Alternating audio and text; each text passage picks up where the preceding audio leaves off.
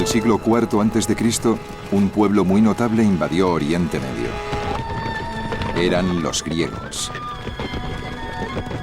Guiados por uno de los mejores generales de toda la historia, Alejandro Magno, los griegos conquistaron el mundo desde Grecia a la India. Pero los griegos tenían algo mucho más poderoso que sus proezas militares. Habían creado la civilización más sofisticada que se había visto en todo el mundo. Su magnífico arte estaba inspirado en su culto por el cuerpo humano, que también se expresaba en las proezas atléticas mostradas en sus Juegos Olímpicos. Pero los griegos también idolatraban la mente. Y sus mejores pensadores contribuyeron al florecimiento de la filosofía, las ciencias y las matemáticas. Como resultado, la arquitectura helénica, su política y su economía iban muy por delante de los demás pueblos del mundo.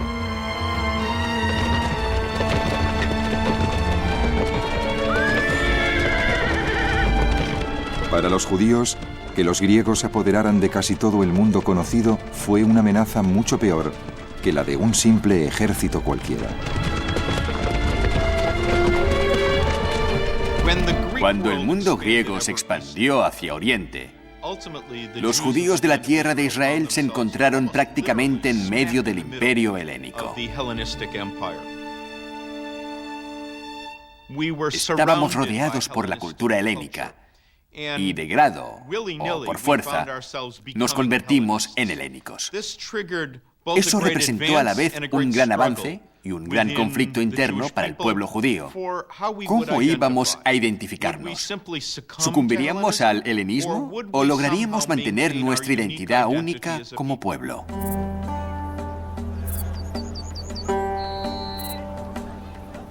Los griegos trajeron innovaciones brillantes a Judea que transformarían totalmente la vida diaria. Durante miles de años, los pueblos de Oriente Medio habían sobrevivido mediante el trueque. Pero los griegos favorecieron el uso generalizado del dinero. De repente, los mercaderes de la región podían vender sus productos a todo el mundo, en todas partes. El mundo se abrió económicamente. La gente empezó a dejar sus pueblos y sus ciudades. Por primera vez en la historia mundial, encontramos gran cantidad de gente desplazándose a más de 50 o 60 kilómetros de su pueblo. Y los judíos no eran distintos de los demás. Creo que esa fue la gran innovación del mundo helénico: los movimientos de masas. La cultura griega ofrecía a los judíos oportunidades nuevas y emocionantes. Los granjeros que producían aceite de oliva podían venderlo en todas las ciudades, desde Alejandría a Atenas. Al crecer el comercio, se establecieron comunidades judías en todas las ciudades del Imperio griego y se construyeron nuevas ciudades griegas en Judea. Pero cuanto más crecía la influencia griega en la vida judía, más judíos temían que su propia cultura quedara aplastada.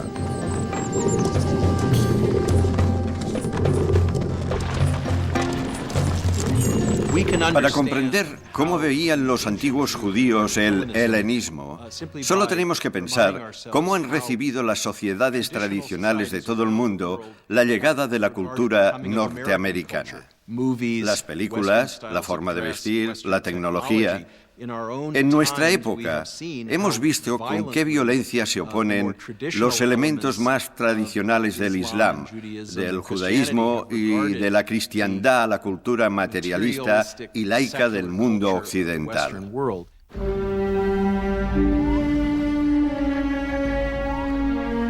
Mientras esta notable cultura barría todo el Oriente Medio desde su cuna en Grecia, los judíos devotos se enfrentaban a un desafío monumental.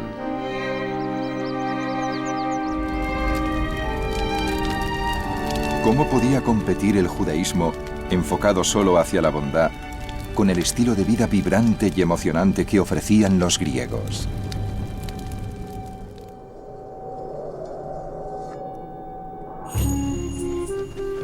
Pero entonces, el judaísmo sufrió una transformación revolucionaria.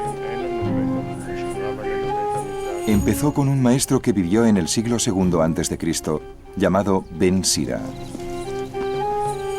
Ben Sira estaba muy influenciado por la tradición filosófica griega de Sócrates y Platón. Feliz el que medita sobre la sabiduría y razona con sentido común. La cultiva en su corazón y analiza sus secretos. Casi se puede decir que Ben Sira es uno de los primeros filósofos judíos. Es decir, un amante de la sabiduría. Gran parte del libro de Ben Sira está dedicado a su gran respeto por la sabiduría, por lograr la sabiduría, por institucionalizar la sabiduría en una academia, y eso es algo muy particularmente griego. La brillante innovación de Ben Sira fue aplicar la tradición griega del estudio y el debate a la Biblia. Creía que si sus alumnos estudiaban las historias de la Biblia, aprenderían más de la vida leyendo a Moisés que a Sócrates. De Moisés hizo un hombre generoso que obtuvo el favor a los ojos de toda la humanidad. Amado por Dios y por los hombres, Moisés, bendito sea tu recuerdo. Dios le permitió oír su voz, le entregó los mandamientos cara a cara, las leyes de la vida y del saber. Ben Sira lee las historias de Abraham y de Moisés, y para él no son historias del pasado. Sus vidas personifican lecciones eternas. Realmente tiene la mentalidad de un filósofo, pero al mismo tiempo hace algo que ningún filósofo había hecho antes: hablar de las Escrituras. Para él, la Torá era ni más ni menos que el gran libro de la sabiduría divina, así que su misión como filósofo para saber todo lo posible de la voluntad de Dios no era la misma que la de los demás filósofos. Los demás observaban el mundo y sacaban sus conclusiones. Él las sacaba de la Biblia.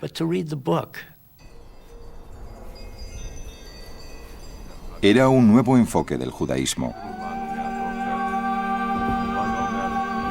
Ezra había dado al pueblo la Torá para que obedecieran sus leyes, pero gracias a Ben Sira y a otros como él, los judíos que buscaban una alternativa a la cultura griega empezaron a estudiar las vidas y la época de los protagonistas de la Biblia, buscando la sabiduría divina que encerraban sus historias.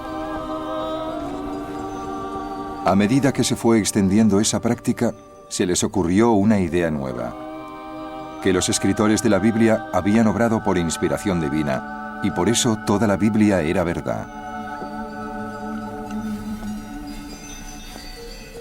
La idea de la inspiración divina de la Biblia apareció muy lentamente y en partes.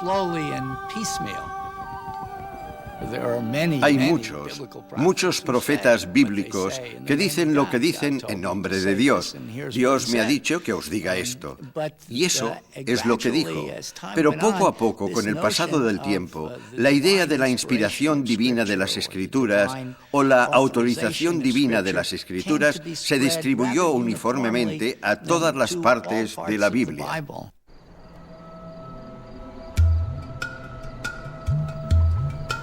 Los griegos podían ser los más ricos y poderosos del mundo, pero entonces los judíos devotos tenían una poderosa arma propia. Un libro que creían autorizado por el propio Dios, que les revelaba cómo quería Él que vivieran. Pero a veces lo que revelaba Dios en cada pasaje concreto de la Biblia resultaba difícil de precisar porque en ese instante, muchos siglos después de que se escribiera, el significado de la Biblia estaba sujeto a interpretaciones.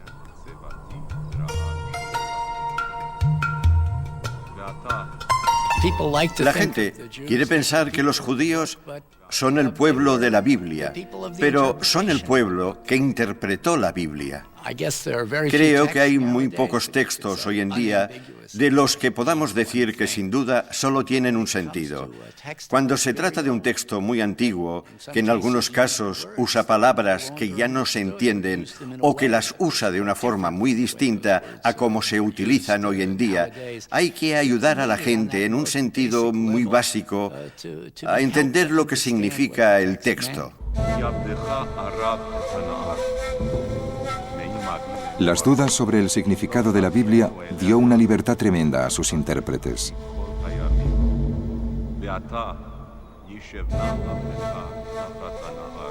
Pronto aparecieron nuevas creencias que darían forma al judaísmo y a la cristiandad durante los 2 milenios siguientes.